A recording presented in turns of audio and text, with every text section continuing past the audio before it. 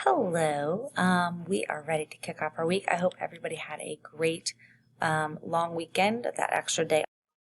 As we get started here today, I want you to start by opening and reviewing your responses on your Google Form survey. Hopefully you got some great information from your people who you sent it out to, and you were able to kind of work from here in your process of planning your cereal creation. So first question, what are some key takeaways that you gained from it? Did your original plan of what you thought might be your cereal not work? Is it exactly what it should be? Did they support what you thought? Are you going to make some adjustments from here? What is, again, some of your key takeaways that you gained from this? Our objective today, we are going to identify and describe our cereal's key traits and characteristics. We are going to research and identify our cereal's industry data, and we are going to identify and define our cereal's direct and indirect competition. Why are we doing this? To continue our marketing practice, to give insight into our competition or to the competitive cereal market, and to help you see what direct and indirect competition looks like in the marketplace and how they are advertising to you. So, the product description and planning guide. This is in Schoology. You want to open it up and use this information that you've gained from your survey to answer the questions to help you kind of direct your planning. Basically what it's going to do is just have you write out some simple sentences directing your planning. So what is the cereal flavor? What's the name going to be? Shapes, colors, textures. What is the mascot? So think of maybe 3 mascots and you can narrow that down. A slogan, think of like, they're great, or they're magically delicious. Again, think of a slogan for your cereal, and then submit this to Schoology once you're complete. Again, this will all be on your presentation once we're finished, but this is just to help you kind of get going in that process. So now we're going to get back to finishing up some of our presentation slides that we started on. Our title slide, our introductory slides.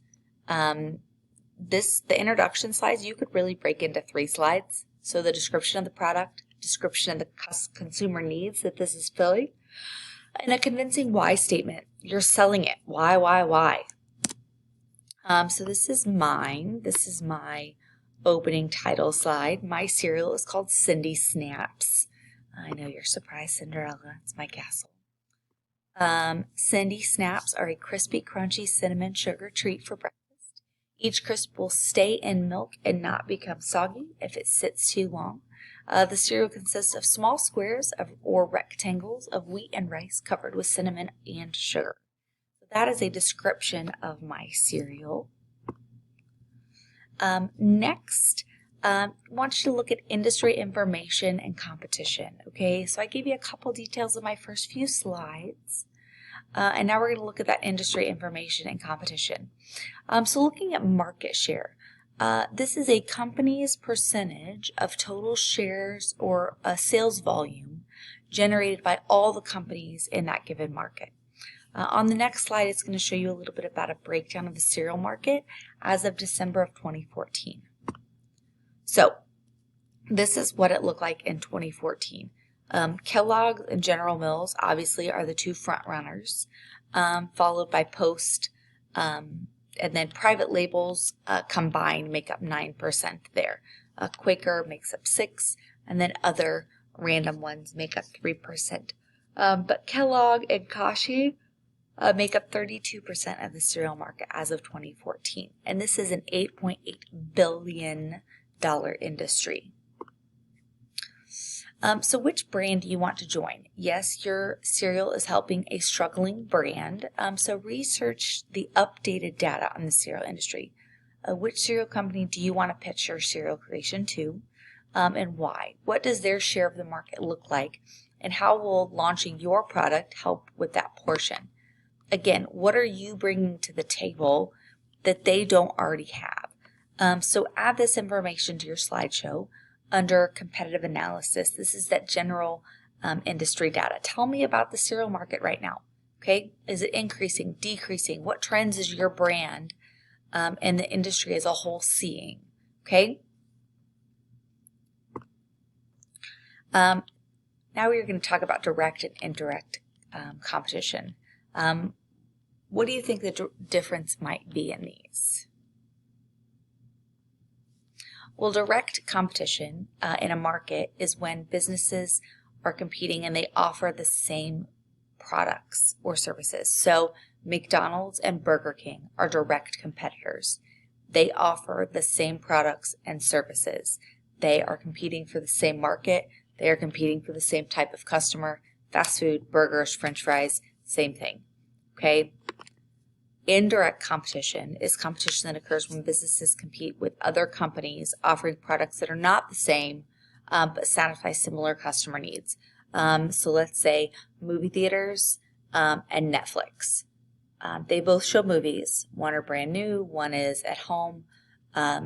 Similar but different. Airplanes and automobiles. They both provide transportation but very different in that fulfilling of needs.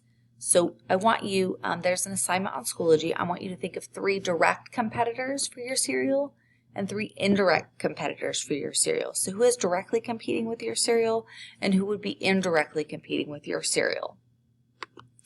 And then this information will go on your slides as well. So research your brand. Who are you directly competing with? Again, who has similar products, shapes, tastes, characters as you? These are your direct competitors. Who are you indirectly competing with?